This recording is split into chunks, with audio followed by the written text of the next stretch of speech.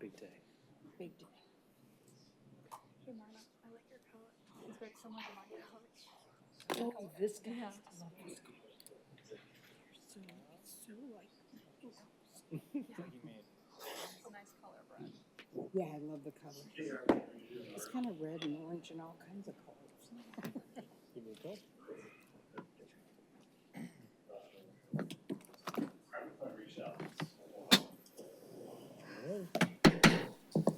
Good evening. It is 6 o'clock. We will call the regular meeting of the Township Board of the Charter Township of Meridian for February 4th, 2025 to order. First on our agenda is the Pledge of Allegiance. For those who are able, please stand and join us in the Pledge of Allegiance. I pledge allegiance to the flag of the United States of America and to the republic for which it stands, one nation, under God, indivisible, with liberty and justice for all.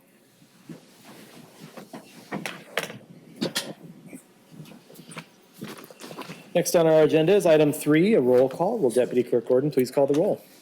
Supervisor Hendrickson. Here. Clerk Demas. Here. Treasurer DeShane. Here. Trustee Lentz. Here. Trustee Wilson. Here. Trustee Sunland. Here. Trustee Trezise. Here. All board members are present. Thank you very much. Next on our agenda is item 4, presentation. We have 2 presentations this evening.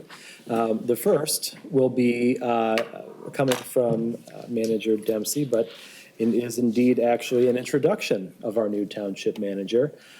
We on the board are very pleased to introduce to Meridian Township Tim Dempsey, who was selected to be our next township manager late last year. And we are thrilled to have him join the team. He started a week ago Monday, and we'll go ahead and let him tell us a little bit about himself. Welcome. Thank you, and good evening, everyone. I appreciate the opportunity to serve as your township manager. And for those of you that are watching this meeting this evening and haven't had a chance to listen in on the search process, it was a very extensive search process conducted by the board. And just to give you a little bit of background about myself, so in the past year, I've been up in the Saginaw area working in economic development for the county's economic development agency. Prior to that, I worked for about 4 years with public sector consultants, helping communities across the state, primarily on community and economic development work. Did a lot of American Rescue Plan Act consulting with counties and other local jurisdictions, helping navigate that process, as well as a bunch of other work, again, related to community and economic development. But prior to that, I worked for 15 years with the city of East Lansing, starting out as their economic development manager and then overseeing their Department of Planning, Community, and Development, and then also as a deputy city manager for about 7 years. So focused on a lot of citywide issues. Resident of this area for about 20 years.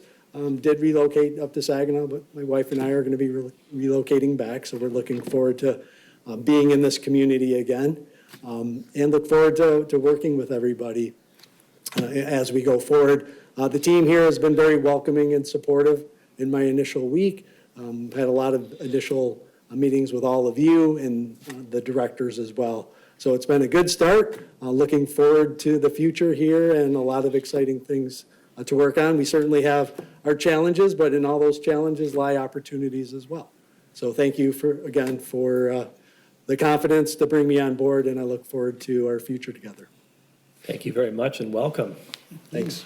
And not to throw you directly into a massive report, but our next agenda item is our 2024 annual report, which of course you were not with us for most of, but I think it gives us an opportunity to sort of look back at the year in review, and everyone sort of gets up to speed on what it is the township's been up to.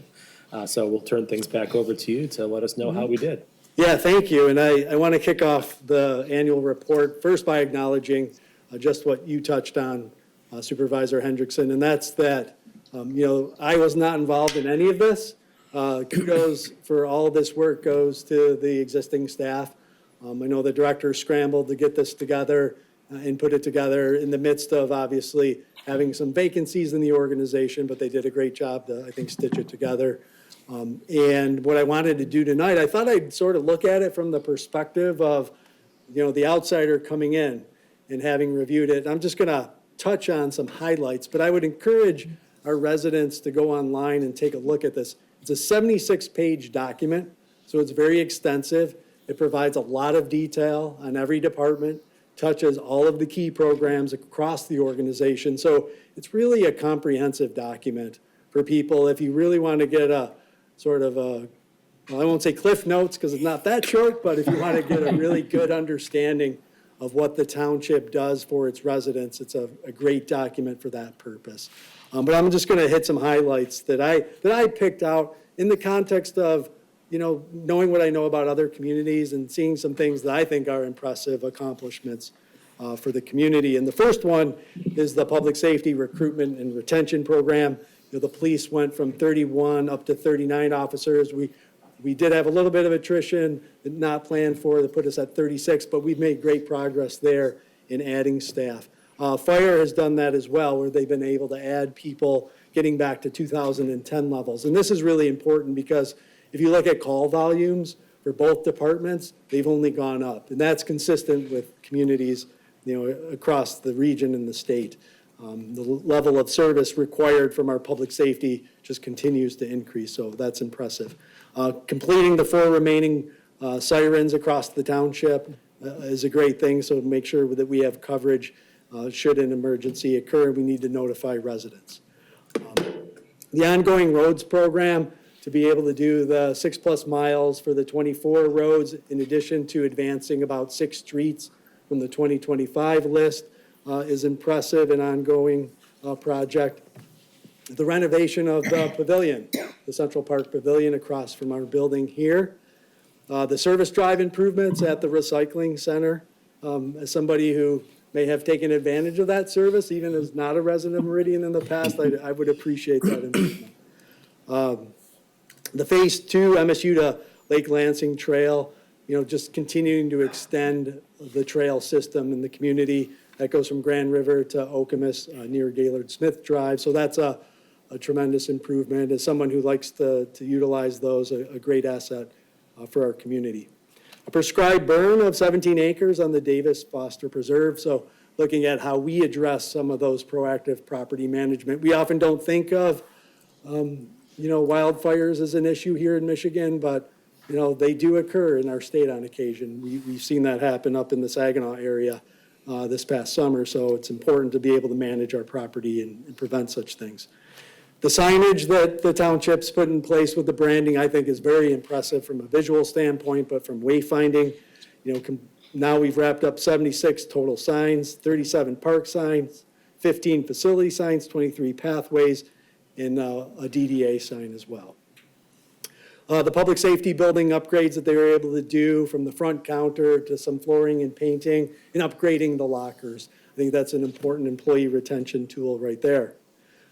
Township passed another balanced budget for going into 25, keeping the rainy day funding, very healthy and above the 25% target that you set.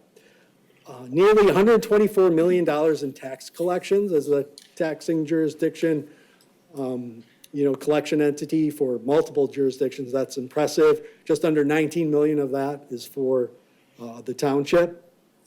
On the sort of human resource side, adding paid parental leave as a benefit, and then maintaining our health care coverage without employee cost sharing premium. Again, very impressive. Most communities have had to go to that at some point. Maybe, we continue to have to evaluate those escalating costs, but a good effort to maintain that benefit. There's been multiple system and security updates and upgrades across all of our information technology infrastructure. As we know, cybersecurity is a big issue these days, and that's important for us as well. The township managed 4 elections last year, so very busy on that end, including the November 24 general election and 9 days of early voting. So that's something new that communities are facing and having to deal with. 32 candidates, so beyond just the township candidates, but for other elected positions were interviewed on HOMTV. So that's a nice thing that a lot of communities, aren't always able to do. We've made good progress on modernizing the zoning ordinance That's always one of the more challenging things when it comes to ordinance updates, and obviously a multi-year process there. A lot of diligent work to address some of the development challenges on Hazlet Village that hopefully will come to fruition here in '25 to get that project moving forward. The Senior and Community Center Task Force has been working diligently. We'll hear a lot about that here in the coming months. In Meridian Cares, it's sort of switching concepts here a little bit, 123 families were assisted with just over $51,000 of support. And to wrap it up here, celebrated 50 years of the farmers market. So that's an impressive feat. And, you know, the farmers market is well known here as one of the best, not just in the region, but in the state. Having worked with multiple ones in other communities, it is always impressive to see the size and scope of it. So those are just the highlights that I picked out. There are obviously a lot more accomplishments that staff did. And again, kudos to all the directors here and their teams and all of our township employees that did it, as well as to the board who support the policies to make this work and to be able to say, yep, here's another successful year of activities. So with that, if there's any questions, happy to entertain those. We have staff here too. If anybody wants to delve into anything specific, we're happy to answer those questions. Thank you very much. Board members, any questions or comments? Well, I'll simply say thank you so much to all of our staff who have helped to contribute not only to the writing of the report, but also to all of the activities that went into it. I think, you know, I speak for all of us when I say that this has been an impressive group to work with, and it's been an impressive set of accomplishments that we've achieved over the last year. And none of that's possible without the hard work and dedication of all of Meridian Township's employees, from the board all the way down to the folks who are out there toiling every day. And so we very much appreciate their hard work in helping to make all of this possible. And so thank you to you all, and we certainly appreciate the report. Thank you. Next on our agenda is item 5, citizens address agenda items and non-agenda items. Any members of the public wishing to address the board at this time? Seeing none, we'll close public comment at 6:12 p.m. Next on our agenda is item 6, the Township Manager Report. Anything to add from what you've just described? Just a couple of things that I do want to mention. The first one is, of course, we have the ongoing road closure on Grand River by Meridian Road because of the bridge replacement project. We know that it's difficult and painful for our residents, want to acknowledge that. But we also want to make sure people realize this is a Michigan Department of Transportation-led project. We're providing input and support where we can, which is somewhat limited, but we are keeping an eye on it, particularly our Public Works Department and our Police Department, to try to, minimize any impacts that we do see from that. So that's one. And then the other one is next week, we have the joint boards and commission meeting on Tuesday evening at 6 p.m. So encourage, obviously, people to tune into that and to come and sit in if they want to hear more about what all the boards and commissions are up to. Thank you very much. Thank you. Any questions on the report? Trustee Wentz. Thank you. I would just like to acknowledge Superintendent Adam Spina of Williamston Schools for keeping Meridian Township government in the loop as to how much this is actually going to impact his students. I responded to his email upon seeing it that he sent to all of us, and made it very clear that 5-year-olds on a bus for over an hour is not something that anyone wants. So I'm looking forward to whatever role we can play as a township and hopefully mitigating and helping those young people get to class. So. Terrific. Thank you. Other board members? Treasurer DeShane. Thank you, Supervisor. First of all, remind our residents that taxes are due a week from Friday, February 14th. And the absolute drop dead deadline is the 28th, but after the 14th, a 1% fee will be added to it. After the 28th, the unpaid taxes get turned over to the county treasurer. In the annual report, there were a couple of numbers I want to share with the board from my report. One is 10% was our growth in revenue, as Manager Dempsey mentioned. That is a very strong number, and it reflects a couple of things. One is the high demand and increasing property values of homes in Meridian Township. We are still a place that people want to move to and raise a family, due in large part to our excellent schools at Okemos, Hazlet, East Lansing, and Williamston. It's a place that families want to be for good reason.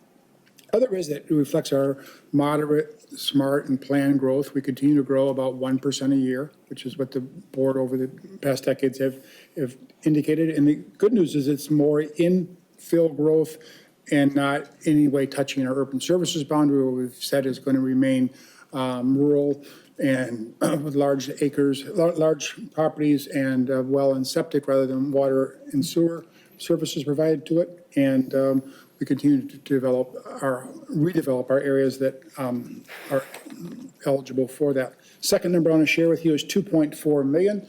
That's the amount of money we earned from our reserve funds last year, and that benefits our general fund as well as our parks, our public works, and our land preserve funds. So it's been a good year. Treasury, these are invested in the safest things available, which are treasury bills backed by the full faith and credit of the federal government. So it's never at risk and it returned to good growth. Typically, you trade off the more secure, the less growth you get. We've gotten both security and good returns the past couple of years. That's all I have. Thank you. Thank you very much. So we're moving into board member reports of activities and announcements. Any other board members with reports of activities and announcements? Clerk Demas. On Sunday, I attended the Chinese New Year celebration with Bill, Nick, and Peter. It was really special watching everyone who performed and walking around the different tables. Thank you to the Greater Lansing Chinese Association and Meridian Township for putting on such a great event. In regards to the annual reports, I wasn't serving last year for the 4 elections, so I did not put on those elections, but I was elected in November and just appreciate the previous clerk and our clerk staff for putting together or for their part in the elections, and our clerk staff for getting all the information for the annual report so that we can provide that for everyone. Thank you very much. Trustee Lentz.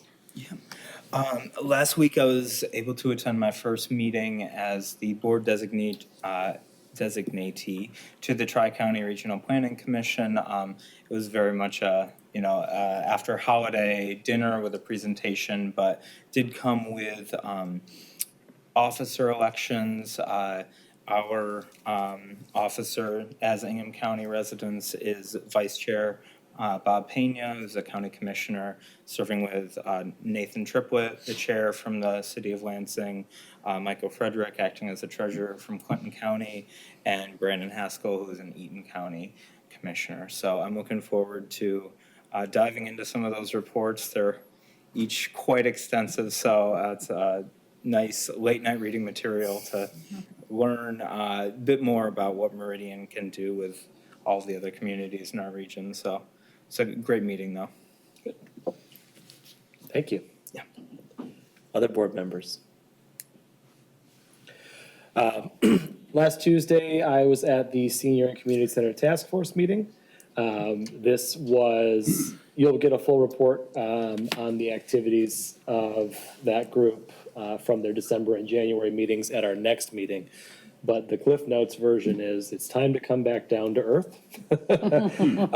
We got some good diagrams and architectural schematics from our consultants at Progressive AE. And suffice it to say, they were the, let's put everything we've heard into the document, and now it's time for us to winnow it back a little bit. Make sure that we are good financial stewards of the township residents' dollars. And so we've asked them to sharpen their pencils on a couple of items, and they'll be bringing some additional work back in March. And next month, or this month, later, we will discuss the operations plan. So staffing and programming and whatnot. So lots of good material there. We are still on track to have recommendations to this board in time for us to act in April. in case we are interested in putting something on the ballot for this August. So keep your ears open on that one. We'll have more coming shortly. And then I'll make one more plug for the Boards and Commissions meeting, which is, again, a week from today in this room. This is a fascinating meeting. I love this one because it gives us an opportunity to hear from the leaders of our volunteer corps who work on all of our boards and commissions, get an update on all the activities that they've done over the last year. There's always 5 to 12 really good tidbits of information that haven't found their way up to the board yet that I find really exciting to hear about. So looking forward to that. Anything else for board member reports of activities and announcements? Seeing none, we'll move on to item 8, approval of the agenda. Do we have a motion to approve the agenda this evening? So moved. Moved by Treasurer DeShane, Support. supported by Trustee Wilson. Any discussion on the agenda? Seeing none, all those in favor of the agenda, please say aye. Aye. Any opposed? The motion carries. Next on our agenda is item 9, our consent agenda.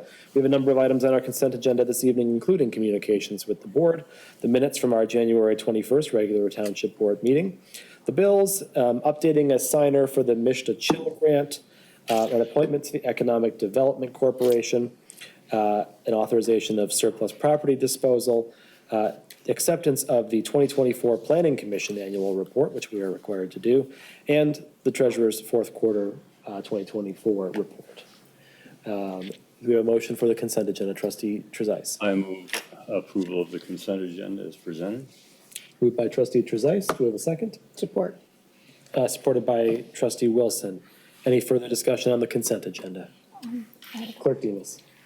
Just a quick comment about minutes, just in general, and regarding like minutes on the consent agenda. Just if any staff or board members notice anything such as spelling or grammatical errors before a meeting, and if possible, like please feel free to email our office so we can fix those small edits. But please continue to introduce amendments if corrections need to take place.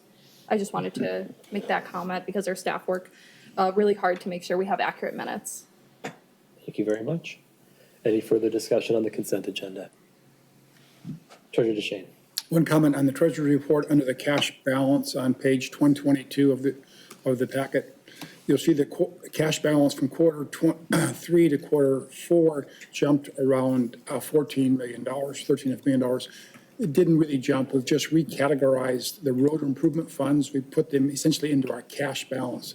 They are short-term CDs that we then will sell as soon as the road work is done by our Public Works Department. And Deputy Manager Dobson expects to have it all spent by the end of '26. So it's going to be 18 months or so. But the rest of the report, apart from that $33 million, is our true cash reserves, which is around 19 million and some change. Thank you. Thank you very much. Seeing no further discussion, will Deputy Clerk Gordon please call the roll? Clerk Demas? Yes. Treasurer DeShane? Yes. Trustee Lentz? Yes. Trustee Sunland? Yes. Trustee Trezise? Yes. Trustee Wilson? Yes. Supervisor Hendrickson? Yes. Motion carries 7-0. Thank you very much. Next up on our agenda is item 10, questions for the attorney. We have none. Item 11, hearings. We have none. Then we bring ourselves to item 12A, text amendment 2025-01, fire code update for final adoption. And we have Fire Marshal Milleroff here to introduce this topic. Good evening, Mr. Supervisor, members of the board. Here we are again for the final adoption of our amendment here to the fire code, bringing us up to date to the 2024 version of the International Fire Code. This was seen at the last meeting. The resolution was approved. It has since been published, and we recommend as staff to keep forward or move forward for final adoption. Thank you very much. Board members, any discussion on this topic or motions to be made?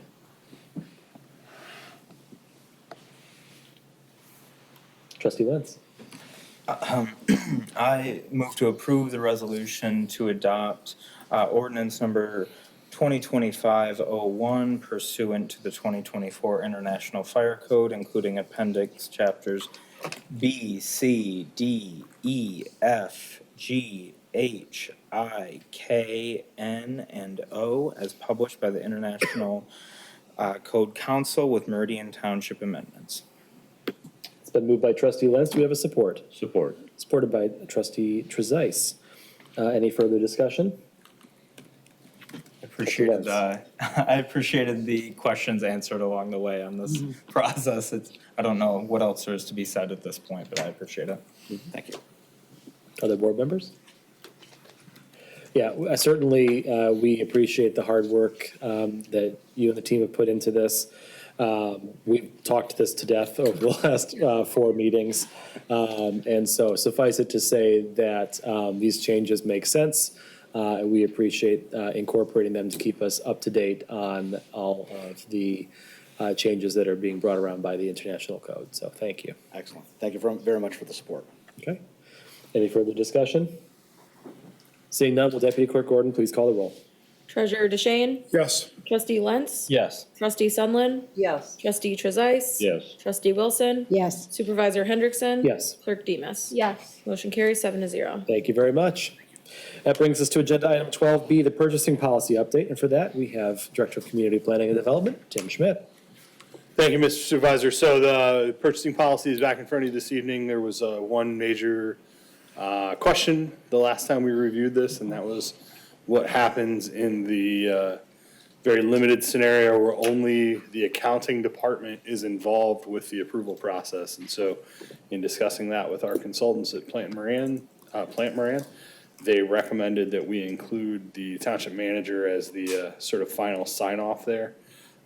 So that would be the only spot in theory where the township manager gets involved, but it's also the only spot that doesn't have sort of a second check and balance to it. And so that is what is in front of you this evening. The policy has been updated to include that for both AP and GL, or AP and PO approvals. As Treasurer DeShane pointed out at the last meeting, we will revisit some other things when we have a new finance director on board. But this will at least update the couple of things that we needed to update based on staff input. Thank you very much. Board members, any discussion or motions to be made? Trustee Trezise. Yeah, looking through this, the memo lists different levels of approval for the manager and where it should go to finance director, but looking through the quick reference, Page. I'm trying to see the page here. It's page 141. There's a chart, quick reference chart, chapter 1. There's various levels of expenditure and whatever. In none of these does it reference the financial director. It ends with department director approval, and that I recall anything over 1,000 needed to go to the finance director. So it's just an omission in the chart. Yeah, that's just a quick chart that was put together by the department a couple of years ago to show the general process. But as of this time, finance director is involved in every approval. Well, I believe the finance director is being pulled out for expenditures under 1,000, but it is not on this chart saying that he or she might be involved in larger expenditures, and it probably needs to be corrected to reflect that. Yeah, that, I'm surprised that chart's even in there, but yes. That will need to be updated should the bulk of the policy be changed. We can probably make the motion with the amendment. Sure. To update that. That way we I don't have to have no revisit. problem with that. It's just I didn't want to publish a document that wasn't complete. Yeah. If the township employees or anything like the way I interact with the county's version of this policy, the quick reference chart is the only thing I ever use. Yeah. It's a handy tool. So we probably want to make sure we get that updated to reflect. Okay, any other discussion? Trustee Lentz. I did have a question about unsold surplus property and specifically related to Meridian Cares. I have not listened in on the meetings that Marna, I know you are a part of, but is there any instance in your experience that you think unsold surplus property could be reused, like as an in-kind donation almost to Meridian Cares, or is that not something that could be you could see being applicable in this case? I don't know what that would be necessarily. So I'm curious if there is a history of pieces that could be used for that kind of. Most of the donations to Meridian Cares are monetary. However, when we did our backpack program, we did have, we got a surplus of backpacks that came in late that we were unable to use. So we parlayed that into additions out to the schools. So basically, nothing goes unused, and it goes for the same purpose. Okay. Thank you for Sure. clarification. Any other discussion? Any motions to be made? Trustee Trezise. I move to approve the updated Meridian Township purchasing policy as presented with the amendment to include reference to the finance director approving expenditures in excess of $1,000. Okay. It's been moved by trustee Trezise. Do we have a second? Seconded by trustee Lentz. Any further discussion at this time? The motion before us is to approve the Meridian Township purchasing policy with the discussed amendments. All those in favor, please say aye. Aye. Any opposed? The motion carries. Thank you very much. Thank you. Next up on our agenda is item 12C, the rifle purchase program. And for this, we have Chief Grillo. Welcome back. Thank you, sir. Thank you, Supervisor. Yeah, so a couple of questions that came up during the last meeting I have answers to. The first one, Supervisor, was your question regarding insurance and what they thought of the program. Director Tiedoff did reach out to our insurance company and sent them all of the documentation. And I don't know if you all received what their correspondence was, but they were pleased with the way that it was written. They said that this is a common program throughout the state at different municipalities, and that they didn't have any issues with what was in our documents. The second issue, Trustee Lentz, you asked specifically about safes and what would we do if an officer who had previously participated in the program or even hadn't participated in the program, if they wanted a safe, could we include a safe in this program? And my answer, just from looking at the way this is written, is yes. I consider a safe to be an accessory, and accessories are something that are allowable. So we have a living document that includes the different types of accessories, be it the different flashlights that are on there, the different slings that are on there, those things. It's as simple as just me adding to that living document the different safes that are allowable by the program. So those were the two main concerns that came to me with this. But I'm open to any other questions that you all may have. Thank you very much. Board members, any questions? Trustee Lentz. I do appreciate you addressing that issue. I think, if we're going to have weapons so readily available for our officers, no matter how well trained, the safe is an important aspect of that. So making sure that's available for every officer who participates in this, I think it's a no-brainer, especially considering the responsibility we have as a township board. So I appreciate you clarifying that with me. Yes, sir. Yeah, and I, honestly, that is such a great addition to this program that I know that I appreciate greatly. I know my officers appreciate it greatly as well. Great. Thank you. Clerk Demas. Yeah, just to add to that, I think this is needed to accommodate for safety, and so I just appreciate the information you've provided for us. Yes, ma'am. Other board members? Yeah, thank you for coming back with the answers to those questions. For me, the insurance company's sign-off really does help me feel better that we are protecting the township in all cases, and so I'll be supportive of this. Thank you. Trustee Trezise. I have one question. The motion before us raises the purchase program from a maximum of $2,000 to $3,000, which is fine, but I believe it was presented initially as up to $2,500 for the rifle and $500 for a safe. This, as it's written, would imply they could spend up to $3,000 on a rifle. Okay, yeah, and that's not the intent, I suppose. I know, It's kind of so- weird Yeah. way for us to fit the language in there. So if it was put in the guidelines as far as implementation, I think that could be taken care of. Yes, sir. And I'm okay with the motion as presented, just to make sure you're clarified with your officers as to what the limits are for this and that. Yes, sir, absolutely. Thank you. All right, any motions to be made? Yeah. Trustee Trezise? I move to authorize an increase in the maximum amount allowed for the rifle purchase program from $2,000 to a maximum of $3,000 on an interest-free loan for up to 3 years with program rules set by the township manager and chief of police. It's been moved by trustee Trezise. Do we have a second? Support. Supported by trustee Wilson.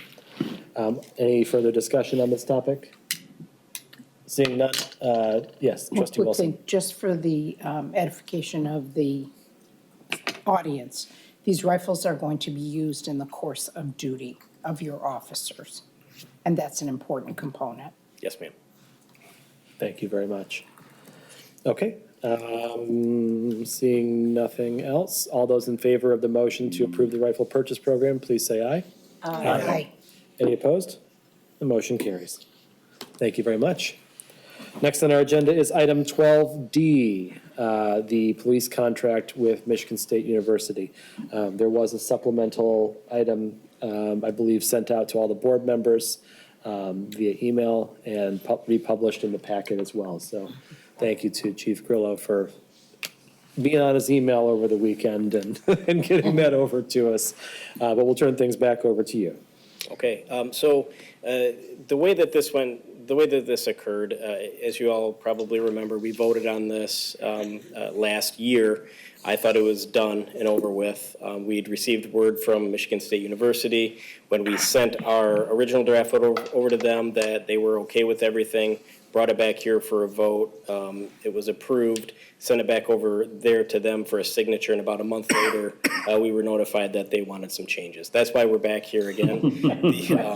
The changes that they asked for, honestly, were like indemnity clauses and things like that, things that are a little bit beyond my level of expertise. It was sent off to our attorneys to take a look at and for them to coordinate with MSU on updated language. The language has been updated. Both sides have agreed. Well, our attorney has agreed and MSU has agreed to the language, so it's coming back to you all today. Thank you very much. Board members, any discussion? These changes seem incredibly minor to a non-lawyer.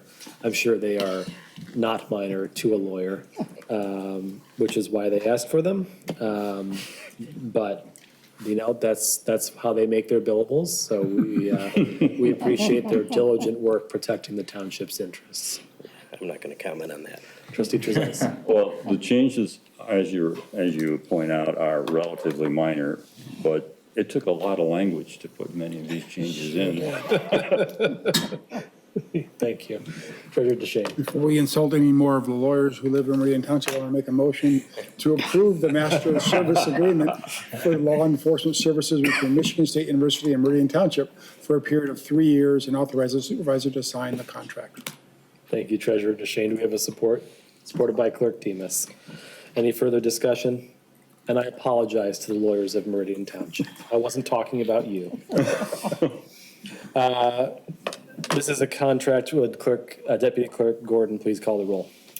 Trustee Lentz. Yes. Trustee Sunland. Yes. Trustee Trezise. Yes. Trustee Wilson. Yes. Supervisor Hendrickson. Yes. Clerk Demas. Yes. Treasurer DeShane. Yes. Motion carries 7-0. Thank you very much. Next on our agenda, Chief, you've got 3 in a row. I know. Next on our agenda is prosecuting attorney contract renewal. Chief Grillo, will you please give us an introduction? Yeah, absolutely. Speaking of attorneys, this is our attorney that we use for prosecution of misdemeanors and ordinance violations, Cullen Harkness. Cullen has been partnered with us for approximately a decade. Actually, 15 years total, 5 years with Bodwin and 10 years with our firm. Yep, he's been fantastic to deal with ever since day one. And I think I was an officer when you first started with us. We've had a great relationship, professional relationship. He's extraordinarily responsive whenever we need anything. Not only that, he also digs through some things and makes suggestions to us. He's done that quite a few times, and it's been extraordinarily beneficial. Having him, I know that I can call him pretty much any time of the day if I have a question or concern. Same thing with me. He knows that he can call me. He deals very well with our officers. He prosecutes lots of different types of cases against the best lawyers in the area, and he's very successful in what he does. So I have full confidence in Cullen and the work that he does. His contract was set to expire halfway through this year. This is a continuation of the current contract with some added things. I don't believe that his rates have ever raised in a decade, which is kind of amazing, but I think it's probably time that we rectify that. And we are definitely getting our money's worth, even with the current pay scale that we're suggesting going forward here. So I don't know if Cullen has anything to add. I would just add, I've been here I'm on my third chief now, and I'm glad that Chief Grillo is now promoted chief because I can stop updating him in my phone. He was an officer at first, and I couldn't keep up with his promotions.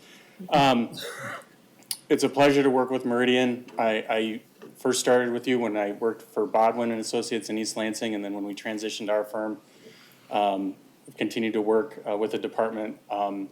Before I did prosecution, I did felony defense work, and I experienced a lot of different police departments, and I think I can say that Meridian Township is probably the best in Ingham County, which makes my job a lot easier because the cases are easier to prosecute. Most of you know me. I know I've met Trustee Lentz briefly and Clerk Damas prior to the election, so it's good to see both of you again. I know the rest of the board remembers me. I don't get to go in front of you as often, but the police department keeps us busy. We'd love to continue to serve. As Chief indicated, our contract has not raised in a decade. We came in 2015, and we haven't raised anything since then. We're at the point where I think just a cost of living adjustment is kind of necessitated. And then what we've built into the new contract is just a 2% escalator clause for every year after that. But I would love to continue for our office to serve Meridian Township. I'm proud to say we have in excess of 95% conviction rate for the cases that we do prosecute. Everything is included in the contract, including the appeals and everything. And for whatever reason, we've had a lot of appeals in the last few years, but we've won them all. So I'm happy to answer any questions if the board has any. Thank you very much. Board members, any discussion at this time? Treasurer DeShane. This is the third contract of yours that myself and Trustee Sundlin have voted on, and you're right, it's been $6,666 each of those previous contracts going back to 2019, and you're telling me they went back 4 years before that as well at the same rate. So your increase that you're proposing of to 79.16 is about an 18% increase, but in just the past 6 years alone, inflation has been 24%. So we're still getting a bargain from you. And you're also a township resident, a neighbor of mine. We're glad that you make this place your home as well. What I'm impressed with is Chief Grillo and his team, and asking him before this meeting, why not put this out for bids and see what's out there? And he basically indicated that there's such a strong relationship between his officers and the command and your firm that it's really a seamless, smooth operation, allows our officers to be more efficient and back out in the street because they know the prosecution is being handled wisely and effectively by you. That was enough that I needed to hear to know that we knew this contract. So thank you for your good work. Thank you, sir. Okay. Trustee Wilson. I had a question about forfeitures, Yes. because I know you work on those, Cullen. Chief, can you give us an idea of what we recover, just ballpark, on forfeitures? Do you want? Go ahead if you have, because So the law has changed on forfeitures. So it's been a minute since we've done one. The last forfeiture that we did was the illegally operating marijuana facility that was on Okemos Road near the corner of Hamilton. Yes. That we finished up because we actually filed before the law took effect. But to my knowledge, we haven't done a forfeiture since, just because, the law changed, and almost simultaneous with that, we had a lot of retirements and a lot of, I don't necessarily think exodus, but we were down a lot of people, and so it wasn't really on the forefront. We stand ready to do it. It's something that, to do these days, we have to coordinate with the Ingham County Prosecutor's Office. My office has a very good relationship with Mr. Duane. Problem there is, they're hurting for people very badly. I heard about a handful of additional people that are leaving, so it's hard to, it's hard to find attorneys these days. We're few and far between. Go back to work. No. Oh, yeah. I'm a recovering attorney, remember? So we have not done one with the township since that facility on Hamilton and Oakman's Road. It is included in the contract in the event that the police department does identify something that would fall either under a controlled substance forfeiture or an omnibus forfeiture. Happy to do them. It's just, it's kind of a little bit of a minefield to coordinate these days, and between the staffing issues at Ingham County and just the fact that we haven't had anything come up, knock on wood. But we're happy to do them if they do arise. I saw it in your contract, and that's why I wanted to ask the question. Thank you very much. Other board members? Well, I'll chime in to say that I think that this is a very reasonable request based on the fact that we haven't seen an increase in 10 years. Obviously, there's a strong rapport between Mr. Harkness and his firm and our police department, which, as the treasurer points out, helps us to know that we're in good hands. And since I've joined the board, there have been at least 2 instances where Mr. Harkness has proactively brought to us updates in our township ordinance so that we can be more effective and in retaining some of the fines and fees and retaining control of that. And certainly that's the kind of initiative that we certainly appreciate and certainly should be, in my opinion, rewarded with a contract extension. So I'm supportive of the rates as proposed, and I think this, to me, is an easy decision. Treasurer DeShane. Attorney Harkness, you have experience with communities that have legalized marijuana sales for many years now. We're about to step into that area. Should we expect additional work coming your way with the opening of these marijuana dispensaries? So we recently adopted the marijuana ordinance, as the board's aware. Every community is different. I'm special counsel for Leone Township. They were kind of one of the communities that was on the forefront of the marijuana industry, and they kind of charged into it head first without a whole lot of regulation, and now we're playing bad cleanup and have been since I joined them in 2019 because they didn't regulate enough. So we're trying to rein everything in. I know their public safety department does a fair amount of enforcement.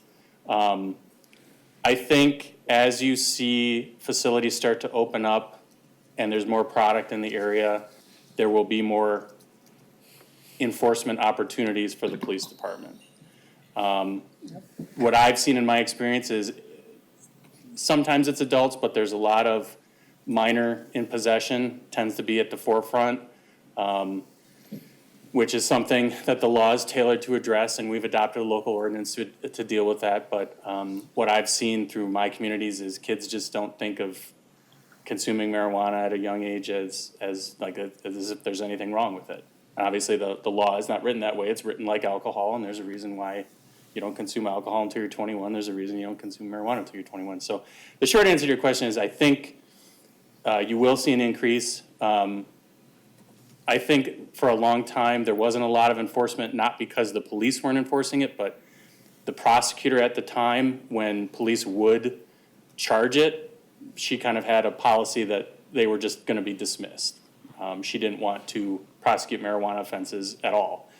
That is now no longer the case. Obviously, there's a new prosecutor in, and now that we have the local ordinance, we can handle them locally if we need to. Thank you. Board members, any further discussion? Hearing no disagreement to some of our comments about the tenor of the resolution, I think we'll probably see this back for a favorable vote at our next meeting. Thank you. It's always a pleasure to appear before you. Thank you Thank very you. much. All righty. I think we've astounded Mr. Kuschel with our speed here.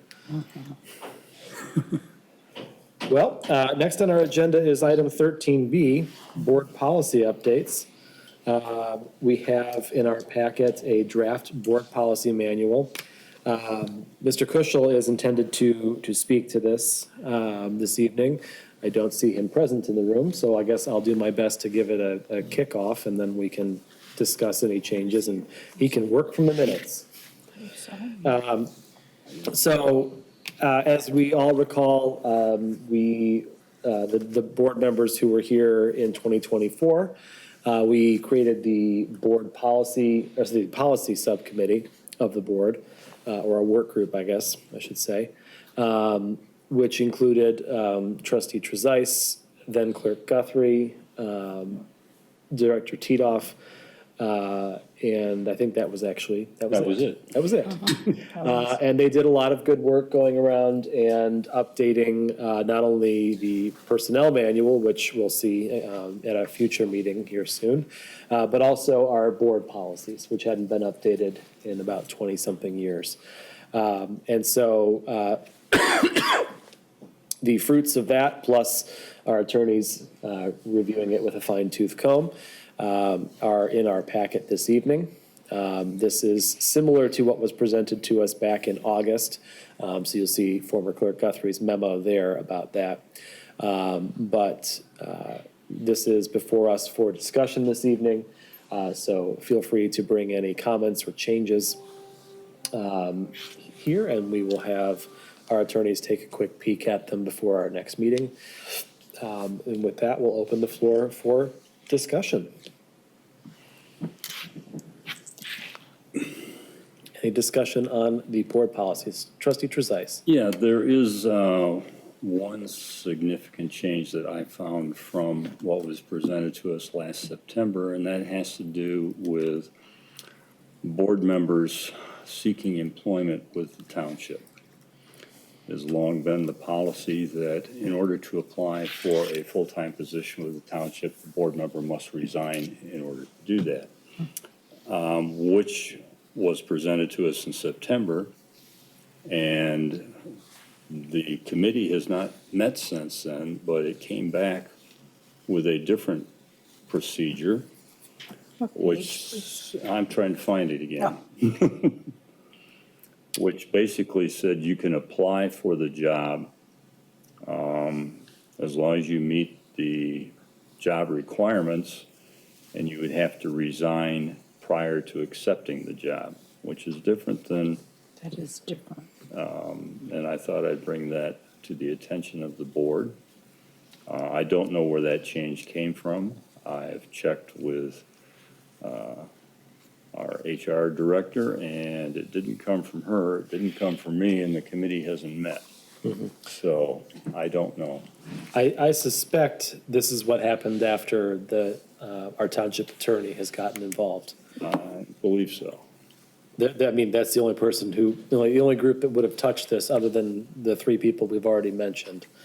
I don't believe there was any discussion at the August 29th meeting requesting that change either. I too found that a bit odd.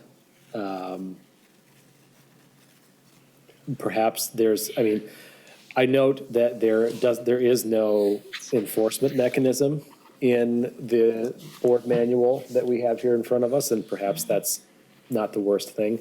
However, I wonder if someone was to be found to be in violation of that policy, the previously stated policy, what we would do about that, since we can't force anyone to leave the board. But that may be the reason why, but I'm. There may be a purely reason behind speculating. it, but it also, while we couldn't necessarily remove someone from the board, we could prohibit them from taking the job or applying for the job. And I'm perfectly willing to hear from Mr. Kushel as to why this might have been changed, and there may be a perfectly rational reason for that. Either way, it can work. It's page Over to 214. Shane. 214. Page 214, the bottom, page 4 of the manual. Section E, should a board member apply for employment and so forth. And the line you're referring to is he, she was in there, first resigned from the board. That's been struck from this draft of the policy. Yeah, and it was replaced with will be considered for the position without any partiality. They will be considered the same as Right. any other applicant. If I might continue. Yes, please. Trustee Wilson might have more experience with this, because at one time, we had a supervisor who also acted as a part-time assessor, Mr. Little, I believe, and it created a real mess with the board and the assessor's office, and my understanding was it was a decision the board came to regret for having allowed those dual roles. And so I think that was the intent of this, is that employees and board members should not have dual roles, and that's explicitly outlined by statute as it is for the clerk and treasurer by the Charter Township law. But I think that's might have been it, because we did have some experience with this 25, 30 years ago, and it didn't turn out well. Would that, I'm not sure, would that situation be covered under this? Because that sounds like an instance where the person was both an employee of the township while serving on the board. And I believe, except in cases of emergency, upon accepting employment with the township, a board member must resign. So that just moved the must resign down. So someone couldn't serve as an employee and a board member, which I think might still be covered by state law I anyway. believe it is. You cannot be both. You can't supervise a yourself. supervisor and an Right. employee. But We've had Yes, Trustee Wilson. We've had two recent examples. When we had a member of the board go to the Department of Public Works and also to the Parks and Recreation Department. Now, those occurred prior to my being on the board, but the movement to the Parks and Recreation Department, I'm curious as to how those were handled, because we actually have examples of this process. I believe that they resigned from the board That is correct. Both resigned. or before they interviewed or before they took the position? I think it was before they accepted the position. Accepted the offer? I believe they were given the Okay. opportunity, perhaps Director Titoff can correct me if I'm wrong. I believe they were given the opportunity to interview prior to their leaving the board, That sounds correct? familiar. So we've got some examples on some, why don't we follow that unless there's an objection from the attorney? Please. Good evening, everyone. So for those two positions, I don't believe that they were asked to step down. They interviewed for the positions while they were board members. Right. And when they accepted the offers, then they stepped down? We would have to talk to the manager, former manager, about that. Okay, thank you. Thank you. Manager Dempsey. Yes, so the attorney is about 10 minutes out, I think, based on my last message from him. So he's racing here as quickly as he can. So, Okay, thank you. Well, what's the, we can talk about it while we're waiting, I suppose. Is there an appetite to return that provision to the board that they must resign before applying? Or do we believe that resignation prior to acceptance is the right course of action? Trustee Sunland. I think that resignation prior to acceptance, it would be the appropriate remedy because, there's no guarantee that they're going to get that position. And so, they'd be resigning, and if they didn't get the position, then they're no longer a board member, and I'm not sure that that is the direction we want to head in. Other thoughts? I Clerk concur. Demas. Yeah, I was going to concur as well. Board members are elected or appointed, and I think that if they are accepted, then they should step down, but if they apply for employment with the township, I don't think that we have to have that in there, that they must resign first. Any other thoughts? Trustee Sunland. I would just add that, you know, a board member is so intimately involved in the township that they probably make a great candidate, you know, ultimately to be in a position. So I would support that. Okay. Treasurer Shane. To Trustee Sunderland's point, certainly our Public Works Director, Deputy Manager Dan Opsimer has been one of the finest and most hardworking Public Works Directors we've had in a long, long time here in Meridian Township. At the same time, you could end up with a situation where you have a form of, for lack of a better word, nepotism, where the board is hiring one of its own members, not because they're the most qualified, but because there's this old boy network, if you will, where the board's in on it. This is a friend, he needs a job, and so he steps onto the board and they give him a full-time position, and that person may or may not be the best person, but the board wants him because he's a friend of theirs. And so you can end up with a really great example like Dan Opsimer, or you could end up with something that doesn't turn out well at all, and the board has really squandered this position by hiring the wrong person for it. Trustee Lentz. Excuse my naivete on the subject, but my understanding is that the board is, hiring the township manager, but outside of that, the director positions are not directly under our hiring view. And so while I would agree, I would not like to have one of us interview to replace Mr. Dempsey if that came to pass. I don't think that there would be an issue where if someone was applying for a position that the board does not directly oversee, like the township manager, I don't see that being an issue in my eyes. And I do see, or Trustee Sunland makes a good point that, we are here talking about these issues regularly, meeting every other week and reading packets, hopefully. So we are uniquely aware of what's going on at the township. So I would be more inclined to agree that stepping down upon acceptance of the position. Clerk Demas. In response to that, I would say that is true, that we don't hire directors as a board, but the treasurer and I do oversee like clerk's department and treasurer's department. Let's say one of our board members decides to apply for a position in that department.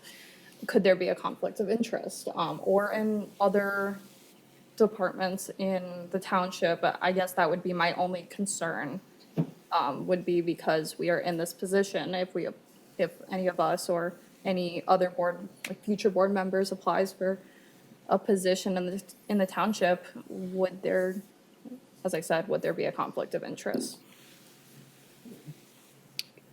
Trustee Sunland. And I would just think that because the directors are actually hiring for the positions, they're doing a very thorough evaluation of whether that person meets the criteria for the position. I don't see that the township would hire someone just because they were a board member. I think they have to have unique qualifications. And I think especially Ms. Wazinski, I think she had a background in DNR.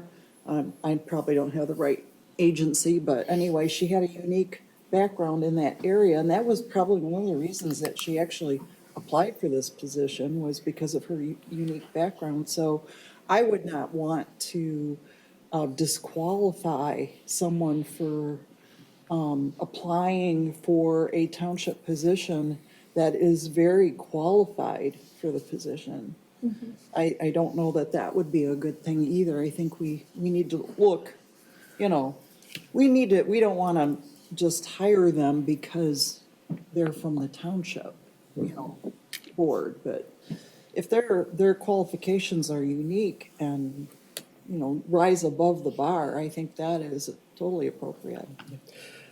I think it's also prudent to consider the other provisions that have been added that were not previously in the board policy manual. That they would be considered for the position without any partiality. They'd be considered the same as any other applicant. They must meet the minimum qualifications for the position. You can't hire someone who's totally unqualified just because they're a board member. And that they will follow the processes consistent with this township's standard hiring practices.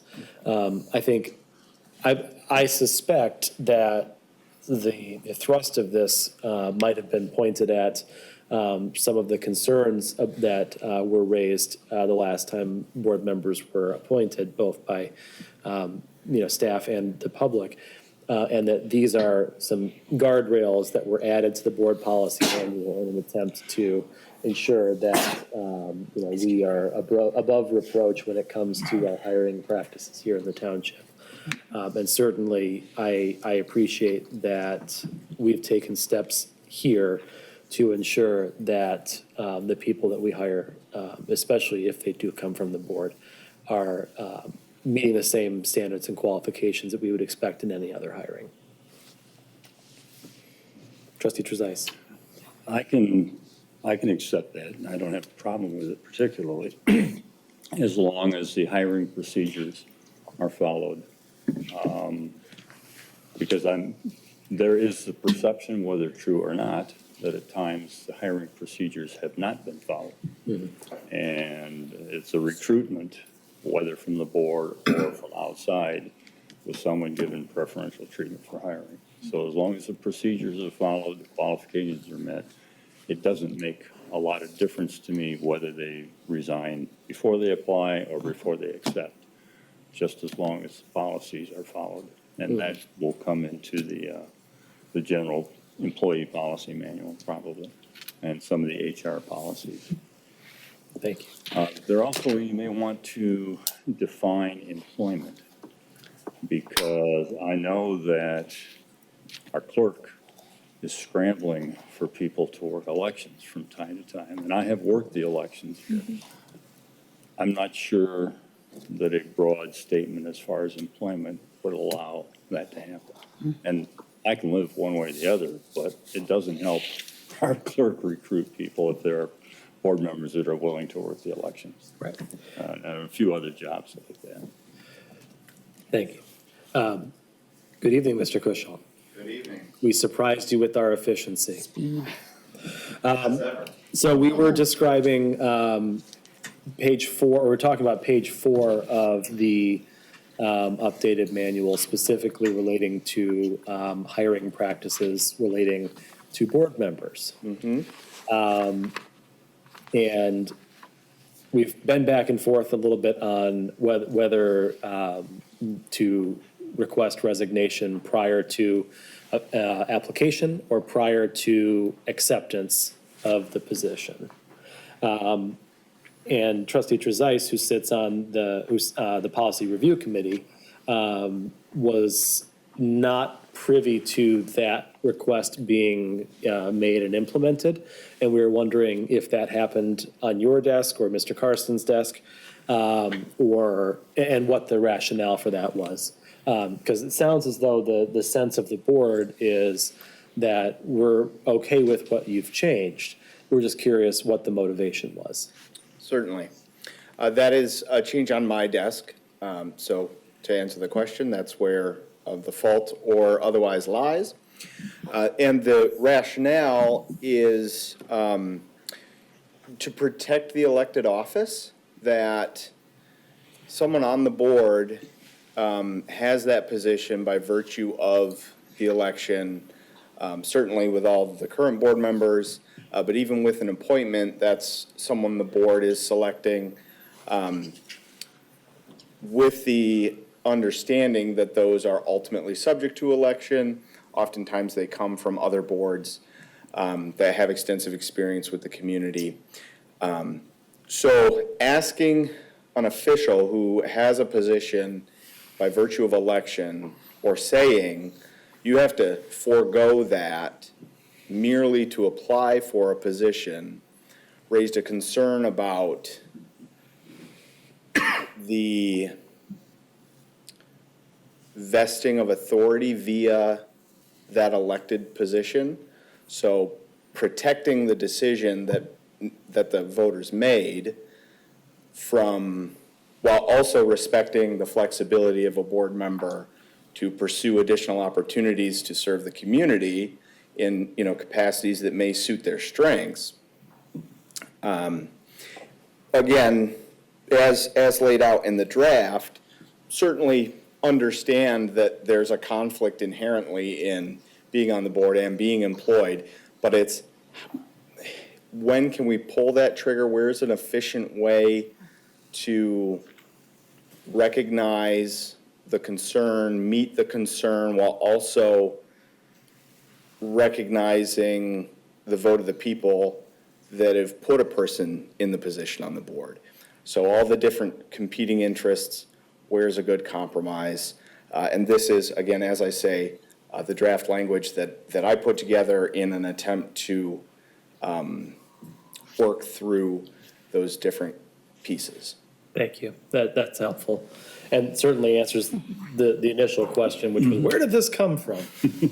So thank you for that. Any further discussion on that section? Clerk Demas? I appreciate what Trustee Trezise brought up. I think that there needs to be a language to define what employment means in this policy update. We do need election inspectors, and we do seek out people far and wide. And I know in the past, Trustee Trezise was an election inspector, helped with our elections, and so I want to know in the future if that would be possible for board members to do so. Yeah, and I wouldn't be doing my day job justice if I didn't point out that, of course, none of us are permitted to work any election for which we appear on the ballot. This would be for, for those instances where we do not, of which no doubt there will be several over the next few years. So yeah, I guess that might be something for Mr. Kuschel, if you could attempt to define employment in such a way so that that is addressed. Certainly. Thank you. Treasurer DeShane. After Attorney Kuschel's explanation and Trustee Trezise, I can live with the new language, that a person, a board member, could be considered for an employment without having to resign the position. It gives our manager more flexibility if he finds another excellent candidate, like we had with Trustee Wazinski, who's turned out to be an excellent parks director, and Trustee Opsom. Both of those cases, recent cases, were very successful because we were able to tap into the talent of board members. Okay. All right. I think we'll move on from that section then. Anything to discuss in the next sections? So that would be page 5. Trustee Wilson. I was trying to understand. I realize this is, the original of this document is probably 25 years old. I found that the opening paragraph under board's governing style to be archaic language that didn't add anything to the bullet points of what the board needs to do. And I'm curious as to why we're including this. You could do this instead of this. You could do this instead of this. It doesn't make any sense to me to even have it in there. Could you help me understand why it was retained? No. Thank you. That's an honest answer. So you're asking about the paragraph that goes opening from 5 to paragraph. 6 Yes. under governing It style. starts with the board will govern with an emphasis on openness and transparency and outward vision rather than an internal preoccupation. I mean, it just, Right. Certainly understand that. A potentially more helpful answer is retaining the language so as to make fewer changes. That was our thinking on the committee, Okay. that it wasn't offensive, it didn't need, and it would have taken a while to craft something to replace it.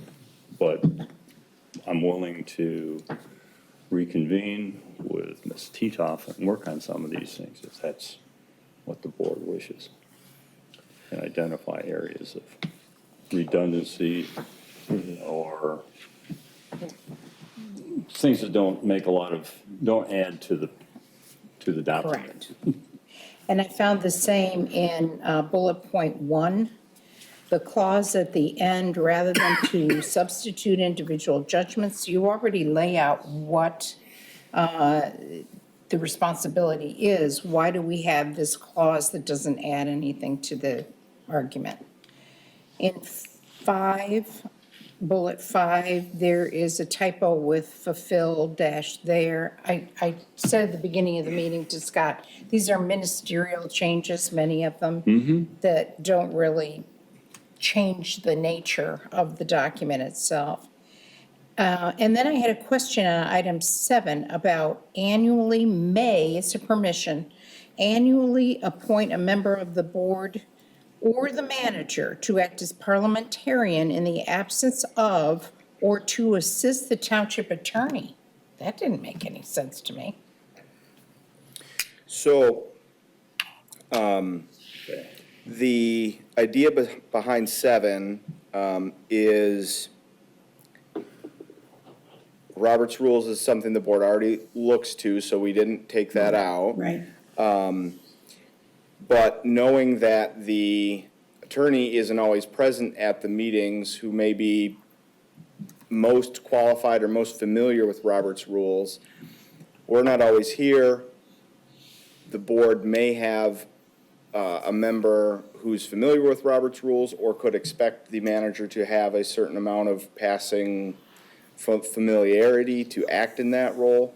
So in that sense, it establishes that if the board desires to have someone to recognize on parliamentary questions on sort of the day-to-day, you can do that, and it's clear that you can do that. At the same time, if it's a particularly knotty question, then that buck doesn't stop with them. The buck stops with the attorney. So if and when needed, whether it's particularly knotty or archaic or whatever the reason is, it's recognized that, yeah, if we need a resolution of this parliamentarian question, we go to our attorneys for that. And then that way, you have the intermediate steps that should hopefully resolve day-to-day questions of procedure without needing our involvement, but also recognizing that it's there when you need it and knowing where the buck ultimately stops and rests. I think this could be crafted a little bit better to make that clear. Thank you. Let's see if I had anything else. In the governing style section, In that section, no, I have nothing else, thank you. other board members in that section? Yeah, I think this section, it brings up the question of, is policy governance something that we want to continue forward with? And that's not exactly what we're talking about in here, but there are references to it. And, you know, from my very first meeting, it was described to me as, this is what policy governance is. We don't do it. But this is what it is. And we got away from that years ago because it was so burdensome.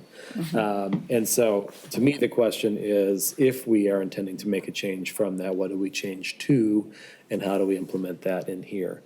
But that may be a discussion that requires a little bit of thought, and maybe its own dedicated, discussion. But I'm okay with the way this is laid out.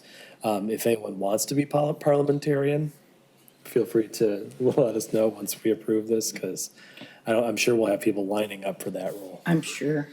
Could I ask Phil a question? Have we ever had a parliamentarian, to your knowledge? Not in the 8 years that I've been on the board. Okay, all right, thank you. The good news, at least since I've been on the board, is that we've been friendly enough to not get into parliamentary squabbles. True. At the board table, but Did we have them in the 90s when you were in the board the first time? Oh, Lord, Phil, you're asking me to recall. No, I have no recollection. I don't think we did. And so I'm wondering whether this is something that should be in there or shouldn't be. And how would you feel about that? I suspect that at some point, there's a rationale for why it should be included. At least to designate some person. I don't know if we need to have a two-hop system like is being described here, but at some point, someone's going to challenge a ruling that's been made, and we need to have some way of resolving it. Oh, I can, Treasurer DeShane. to your question, in the first couple of years in the board, we had a board member that would go on for long diatribes against whatever topic Kathy remembers as well. We could have used a parliamentary.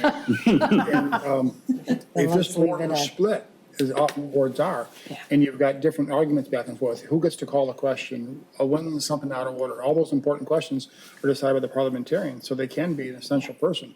Of course, whichever side the parliamentarian on is going to bias their decisions towards that. So it's not as simple. That person is never going to be completely objective. Are we, Clerk Davis? I guess talking about objectivity, we should designate someone who would be able to be objective then. And I think that we should keep this in because this is something that we value in our township. Okay. All right. Any objections? No. All right. Onward and upward. Supervisor responsibilities. I have had my prohibition on individual authority on policies removed. I like it. No, that's just been moved to later in the section. I think I was more or less okay with all the changes to that. Don't believe there was anything. I will ask the board that should we ever be without a township manager, that we appoint an interim quickly so that I don't have to do that. Good plan. But otherwise, okay. And then, let's see, in the board meeting process, I am happy to make sure that we are consistent with our own rules. That's no problem. And with statutory obligations there. So, any other discussion or comments on the supervisor's responsibilities? All right, seeing none. Duties of the elected department heads. Couple of changes made here. I'll let the clerk and treasurer, I suppose, weigh in on that. Any issues or questions about what's been changed in that section from you all? It's Treasurer DeShane. fairly direct. It is an interesting role for the clerk and treasurer because 40 hours of the week, we actually work as part of the management team and report to the manager. Township board meetings, we direct the manager as part of the board. But these do describe the departmental head responsibilities that both the clerk and the treasurer have. It's very straightforward. Okay. Clerk, do you have anything? That was our hope, that we didn't pen you in, but it still gave you the authority you needed. Clerk, do you have anything to add to that? I concur. All right. Any other discussion on that section? Seeing none, we move on. Township board meetings. This, I think the changes are very minor here in this section. I take a bit of exception to leaving in a whole bunch of information about the Open Meetings Act, but, oh no, we did remove that. We Pardon did. me. Yeah, I don't see it. Yep. It's just never by mind. reference. Thank you, yes, by reference is what I was hoping for, so that's fabulous. Any discussion on the meetings section? Manager Dempsey. Yeah, actually, before you go on further, I just wanted to let you all know we're having a technical difficulty with the meeting recording. So we're going to just continue the meeting, and we'll record everything. So the version that will show up online, tomorrow or subsequent will be complete version. But right now, if anybody's watching it, they're seeing a frozen screen. So I just wanted to make you aware that that's going on and that an unforeseen issue that staff tried to deal with, but our best solution at this point is just continue on so we get a full, complete recording so that anybody could go back and watch this entire conversation. Thank you. So, apologize for that. Okay. So no other discussion on the meetings section? Don't see any nodding heads there, so okay. Annual goal setting, this section is new. But basically lays out that we'll be doing things on an annual basis. So, hey. It's actually moved from a different area. Is that what it was? Yeah, so sometimes how Word will code the green versus the blue, we probably changed some of the language to try and streamline it. Because there was a bit of redundancy there with this goal-setting language. So we moved it where it fit better and then tried and removed some of that redundancy while still grabbing what was later in the document. Okay. Thank you. Any discussion on the goal setting? Seems pretty straightforward there. Agenda procedures. So this has changed a little bit. It codifies the practice that agenda items certainly can be submitted by board members and various others, that they'll be submitted by a certain deadline, and that the manager and the supervisor will review, and final approval comes through me.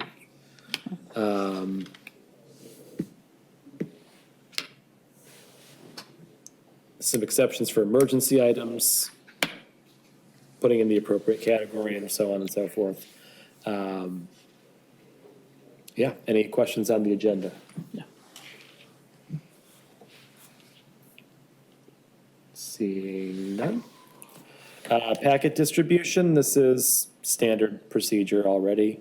Packets will be delivered electronically and put on the website the Friday before the upcoming meeting. So not a whole lot changing there. We're going to breeze through a couple of these because some of them are pretty short. Procedure for meeting notices. This is mostly the clerk's area here, but we'll continue to be in compliance with the Open Meetings Act, posting our meetings in the typical ways. The quorum of the board is 4 members, as has been true this entire time. In the case of any foreseeable absence, please let Clerk Demas and I know so that we make sure we will have a quorum for the board meetings.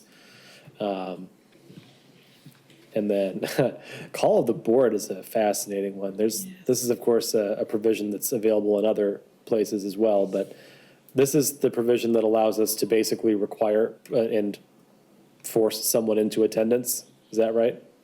Correct, that's how I read this language. Okay. And the Open Meetings Act default would be more to reschedule. So this is sort of putting another potential tool in the toolbox to say, can we get a hold of that member? Let's continue to wait, see if we can get them to attend. Again, so language that was in the previous policy document, retaining that option as previously. Okay. That's fine. We've seen this done a couple of times at the state level where they've sent out the sergeants at arms and the Michigan State Police to go collect legislators from places that they were trying to dodge into. Always a fun moment at the legislature when that happened. Not for the ones who were being collected. The next sections have all been struck through because these are the ones that have been moved, looks like. So we're on to Rule 6, Conduct of the Meetings. This does point out something that we probably should make sure that we do more frequently in case of absence of the clerk, appoint a temporary clerk for that meeting. Of course, hopefully, we'll have Deputy Clerk Gordon here to help us with minutes and roll calls, but it is something I believe is required by law, right? Correct. Okay, so we'll continue to do that, even if we acknowledge that staff exists. Well, Yes, trustee Trezise. this says it shall appoint a temporary clerk from its members, which would exclude. Right, no, I'm just saying So- functionally, the Functionally, deputy she clerk would do it. would Okay, likely so be we would still still have to performing the appoint a clerk responsibility. essentially to call the roll or do Sure. some things here. Okay. Yeah. As I understood it correctly. And we did add in here the addition of the consent agenda, which I suppose previously wasn't in here or was somewhere else. But it is a practice of the board, so we can codify that. Good. Okay. Next section with changes is to quorum of the board. This looks mostly to be cleaning up adjectives out of here. Yes. Any discussion or issues with the decorum of the board section? We're making our way through, everyone. We can do it. Public participation. This strikes through the supervisor asking which agenda item they'll be addressing. Functionally, that's usually pretty clear when they start talking. That is a strike through? Yes. But it's replaced up at the top. It's just moved up in the last sentence of the paragraph before. Oh, fair enough. You're right. I'm sorry, I missed that. I guess I could do that. It doesn't seem particularly helpful, but if it becomes unclear, I guess we can ask what they're talking about. Is it not on the form? It is on the form. Yeah. Yeah. And usually people are pretty clear about, I'm talking about agenda item 13A or whatever, so.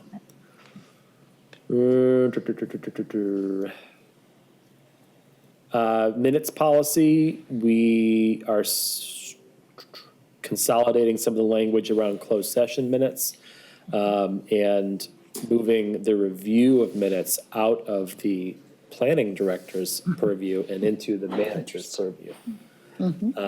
That seems to me like a sensible change. I've never quite understood why the planning director was involved in that. That seems like an unnecessary extra responsibility for that position. Any issues with that, Treasurer DeShane? It goes back to the earlier years when the minutes themselves were highly contentious and they needed a neutral party to kind of mitigate or provide a quote neutral version of the minutes. So they removed them from the clerk, the treasurer, and bumped it upstairs to Mark Kieselbach, the then planning manager. But it was a situational decision because of a contentious board at the time. That's why I see. it was changed that way.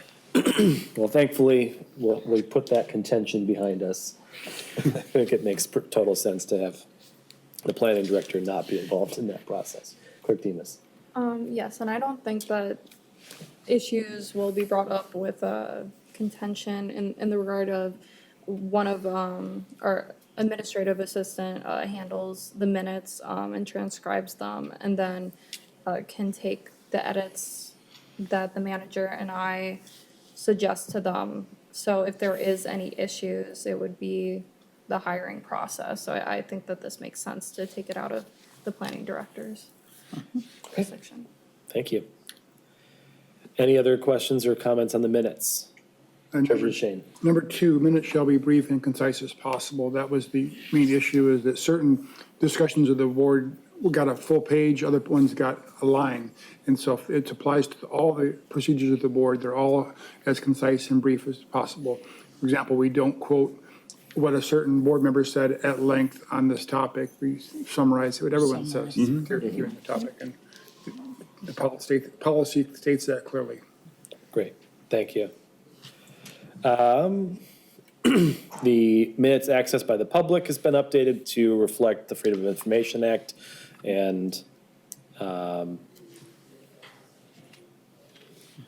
do we move the PII or do we just delete that?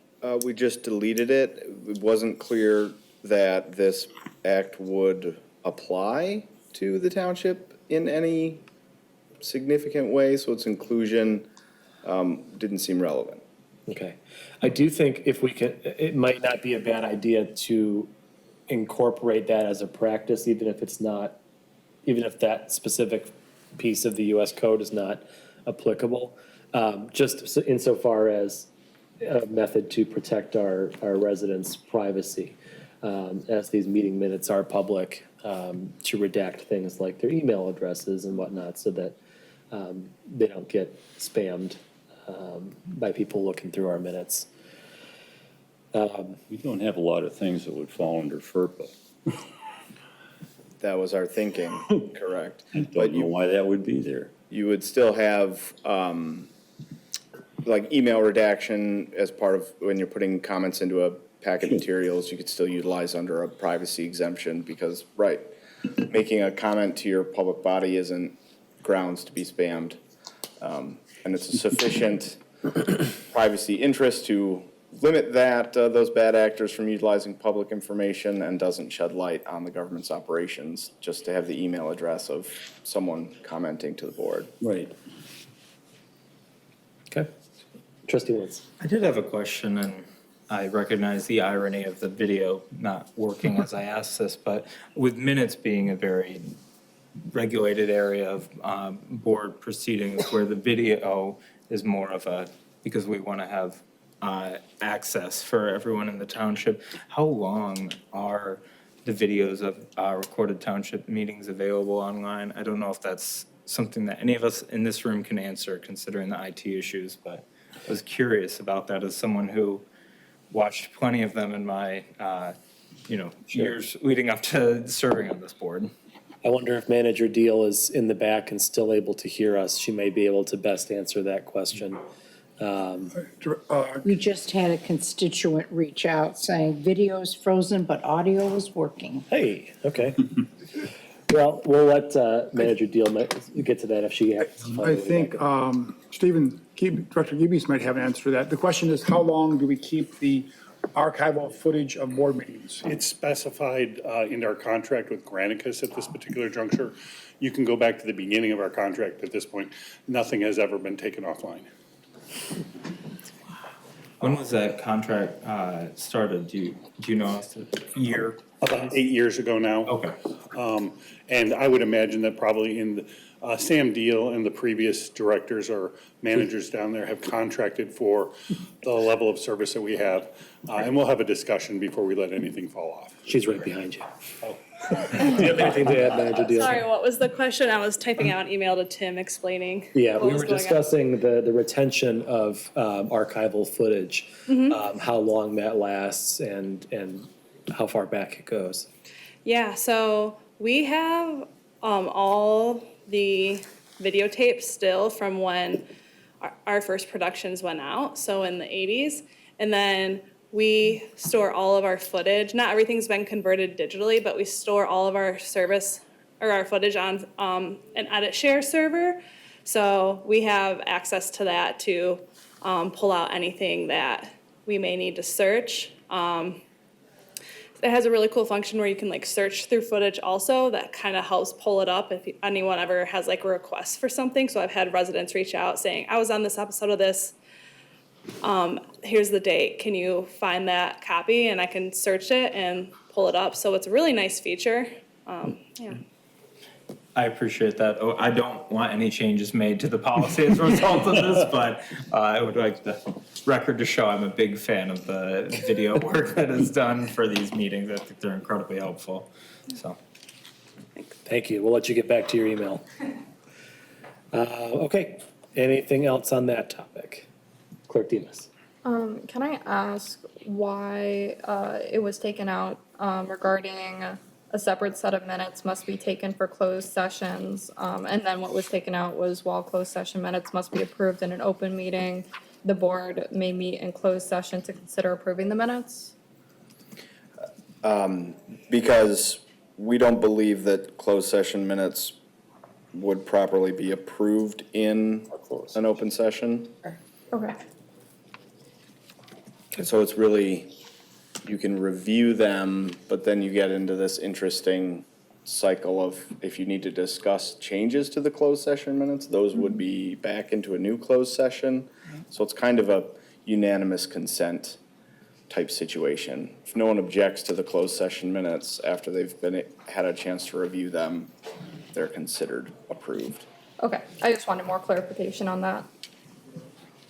Okay. Thank you.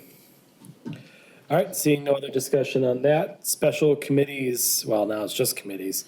They're not special anymore. Trustee Wilson. I had a question about this in clause 1. It says that the board may authorize the supervisor to appoint members to the committee, including the chair of the committee. Is that just saying that if we have an applicant for a particular community, or I'm sorry, committee, and we don't have a chair for that committee, you might suggest that that individual would be the chair? That's how I read it, but I don't know for sure. I read it as the board selects committees. That's where the ultimate authority is. If a different procedure is desired, then the board would establish that by vesting the supervisor with those additional pieces of authority. Later, it says the committee may also establish its own chair. So if the board or the supervisor hasn't selected a chair, then the default would be that they amongst themselves would select who their chair would be, potentially subject to their own bylaws, but that's really complicated. So in the question you're raising, my answer would be no, that with a generic committee, the board would accept that application and review it, and whether or not to appoint that person may or may not say anything about who the chair is of the committee. And again, in that hypothetical, in terms of appointing a chair, would be less about a new applicant coming on and more about how that committee was formed in the first instance, whether the board originally appointed the chair, whether the supervisor appointed the chair, whether that committee had traditionally appointed its own chair, and then establishing that fact, if there needs to be a change for some reason, then working through an issue like that. Does that make sense? Does that answer your question? It seems to me that in my experience with working with committees, that the committee itself usually chooses among the members who will be the chair. It doesn't preclude that action, does it? Correct. It does not Thank you. preclude that action. Great. I had a question here, which is, we refer in the opening introductory paragraph, it says committees and task forces shall be advisory to the board. And then in number 3, we say committee or task force shall adhere to the Open Meetings Act. But we do not define task forces at any point, and that section appears to have been removed and struck through. I'd ask that that be reinstated so that we have a definition of that. Do you see what I'm talking about? I do, and am happy to do that while saying those task force references were errors on my part. So moving the one whole sentence and reinserting it there as part of the editing process. Essentially the same question you're raising, what is the definition of a task force, also wasn't clear within the document. So the attempt here was to streamline and just have committees. If there needed to be a task force with a different type of definition to do a specific thing, certainly the board can utilize that and put it in its procedures. But exactly, then we should have a definition and understand why we're using different language for that.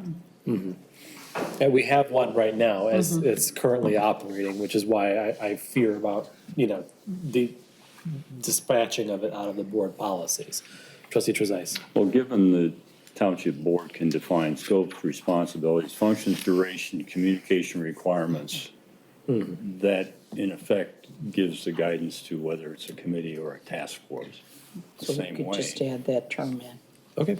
So, I'm not sure what the difference between a task force and an ad hoc committee on a particular subject is.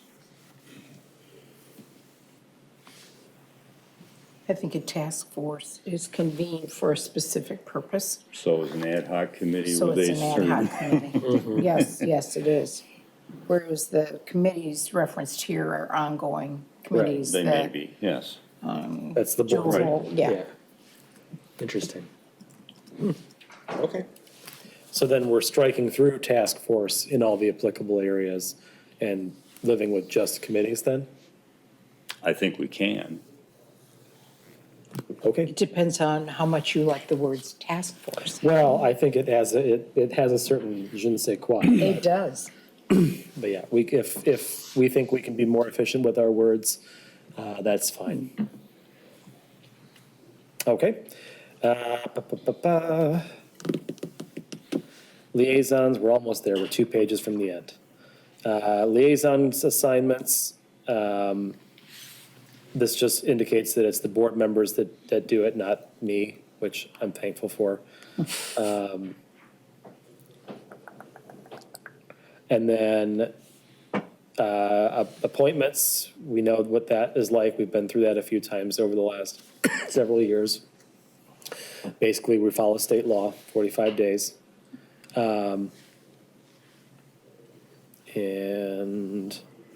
removal from appointed office, we haven't had to do that as long as I can remember, although I think we did talk about it at one point and learn about it. So there is a process that's required by state law in order to remove someone from an appointed position. Is that accurate? Yes, I'm not sure now if it's black letter statutory or if it's more due process guarantee. Having the public meeting piece is certainly a way to satisfy that due process. So, to the extent there's a concern, then, okay, we have a clear process here that gives them that opportunity. So, yes, by law in the sense of we want to make sure we're providing due process, maybe not precisely this mechanism strictly, which is probably sufficient detail, unless you want me to get really complicated. No, thank you.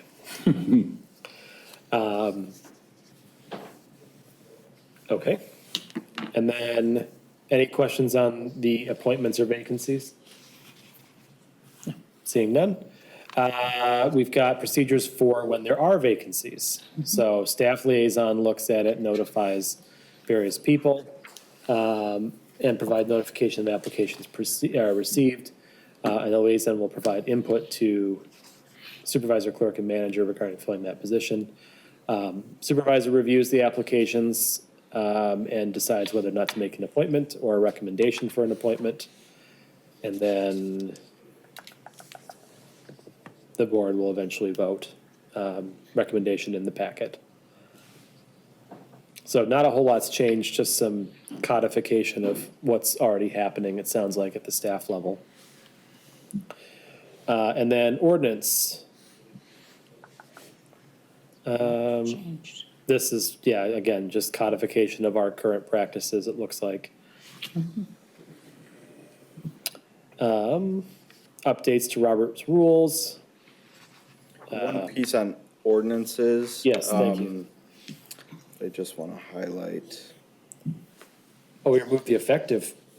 It's 7 days instead of 30. That's nice. Which is consistent with state law. Okay. Zoning has the shorter period. For some reason, I can't see the language right now immediately, but earlier discussing quorum, we clarified that a majority of the quorum could take action, approve minutes, for example. But in the ordinance section, it specifies that 4 board members are required to pass an ordinance, so that clarifies if it's an ordinance piece that's going to have that bigger regulatory reach, not simply a majority of a quorum, but an actual majority. Got it. And just wanted to highlight that so you were aware of it. Okay. We need all four. And then I think that's pretty much it.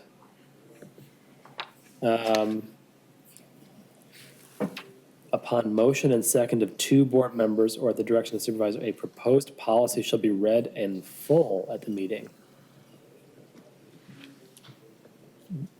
Is this like the purchasing policy we approved today? Two of us could have asked for that to be read in its entirety? Is that what I'm understanding? Yes. Yeesh. Well, that. it's board policy. It's specifically on board policy. Board policy. Right, but we set the policies, right? Like Like the purchasing policy. may refer a proposed board policy or policy change. It appears to be referring to updates to.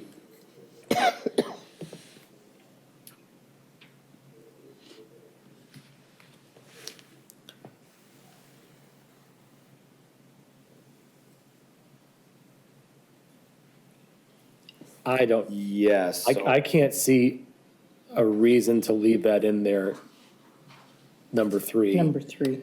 It just seems like an opportunity for filibuster that I don't think this board or has any intention of allowing to remain.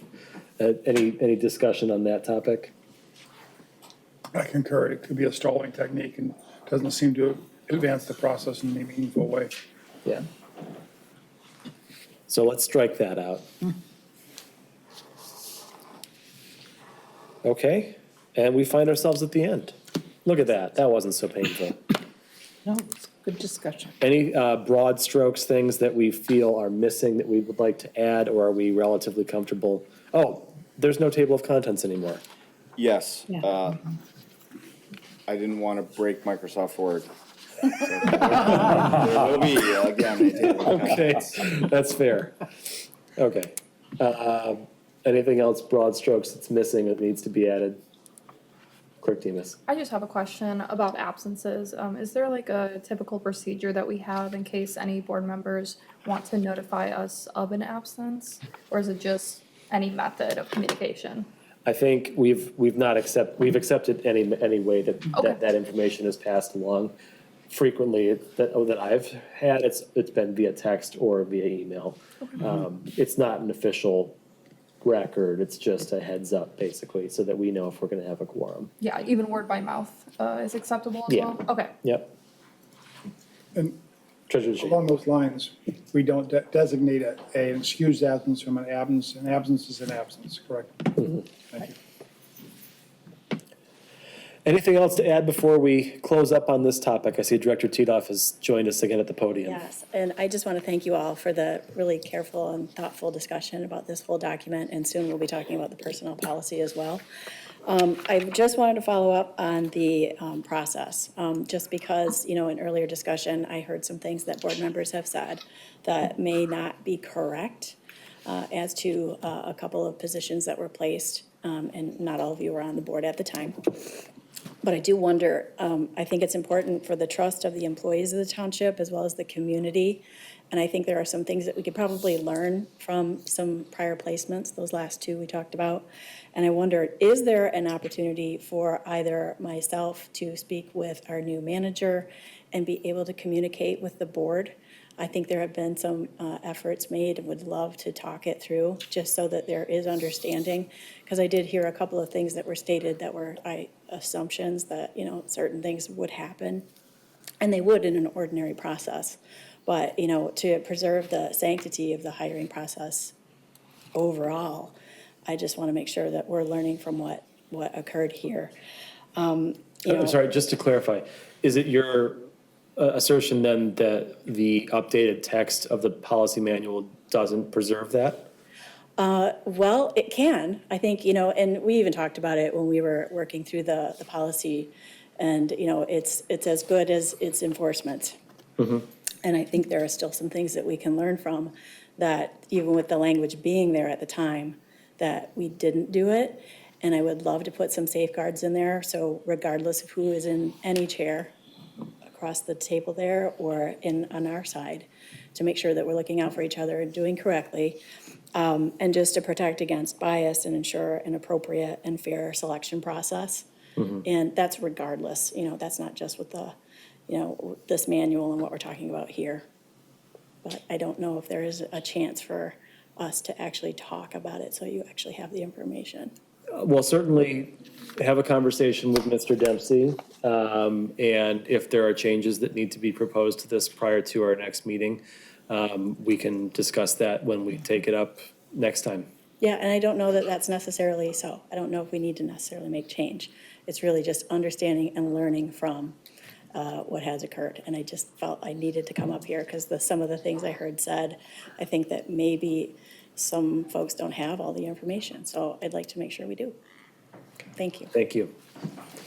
All right, seeing no further discussion on this topic, we'll move on and see this back at our next meeting with a couple of relatively minor changes and perhaps some additional insight.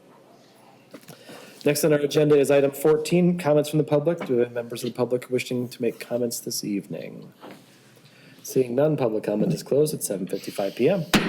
Item 15 is other matters and board member comments. Any other matters and board member comments this evening?